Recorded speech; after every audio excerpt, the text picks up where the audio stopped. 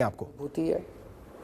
हम समझ सकते हैं जब अपने किसी की मौत हो जाती है तो परिवार के ऊपर, अपने ऊपर कितनी बड़ी गाज गिरती है।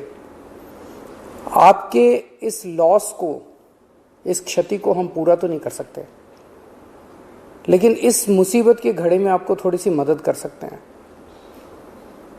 तो ऐसे हर परिवार को जिनके यहाँ कोरोना की वजह से मौत हुई है, उन्हें 50-50 हज़ार रुपये का मुआवजा दिया जाएगा, एक्स ग्रेशिया अमाउंट मुआवजा दिया जाएगा। तीसरा,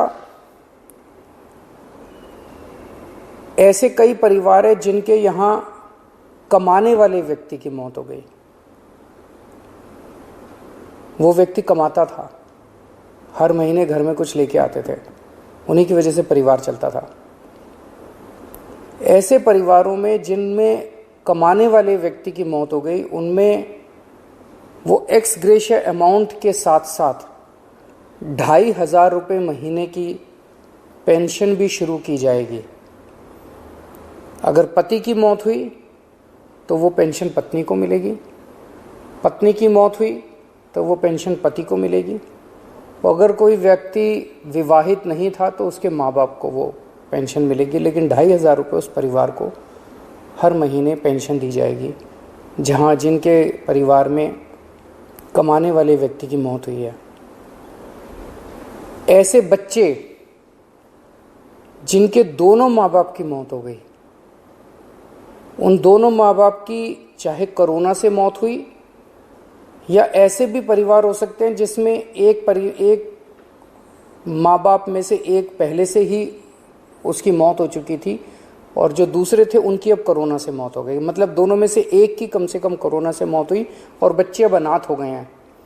ऐसे में हर बच्चे को 2,500 रुपये महीना दिया जाएगा 25 साल की उम्र तक, और उन बच्चों की शिक्षा फ्री की जाएगी, उन बच्चों को मुफ्त शिक्षा दिलवाई जाएगी।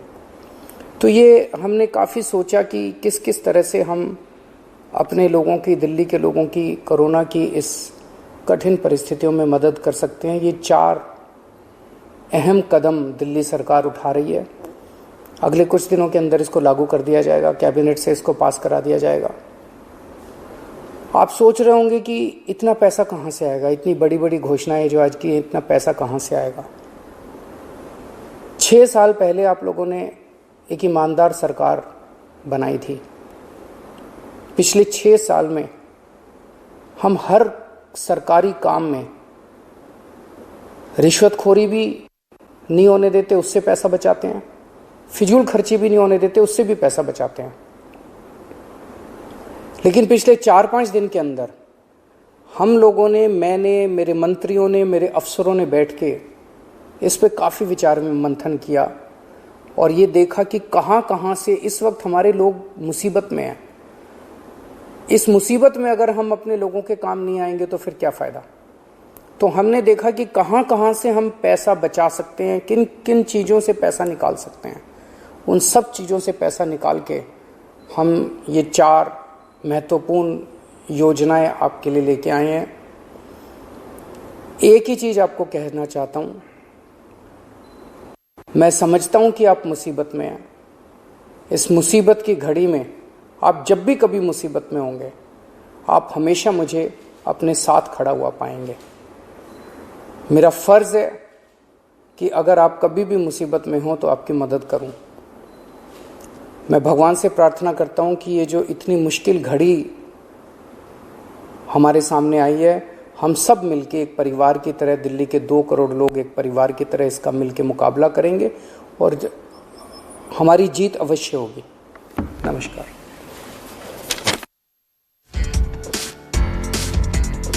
अरविंद केजरीवाल अभी प्रेस कॉन्फ्रेंस कर रहे थे और कोरोना काल में जिस तरीके से अब दिल्ली में मामले कम हो रहे हैं, उसके बाद अब अपनों को खोने वाले और इस आपदा में सबसे ज्यादा प्रभावित होने वाले लोगों को। नमस्कार, मैं हूं मानक गुप्ता।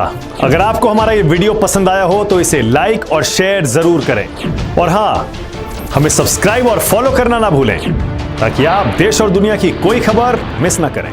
चाहे कोई ब्रेकिंग न्यूज हो या कोरोना वायरस से जुड़ी कोई भी अपडेट, पॉलिटिक्स हो या आपकी जेब से जुड़ी कोई खबर, इलेक्शन की कोई न्यूज हो, कोई कंट्रोवर्सी हो या फिर कोई वायरल वीडियो, सब कुछ मिलेगा न्यूज़ 24 पर। तो जुड़े रहिए हमारे साथ और देखते रहिए न्यूज़ 24।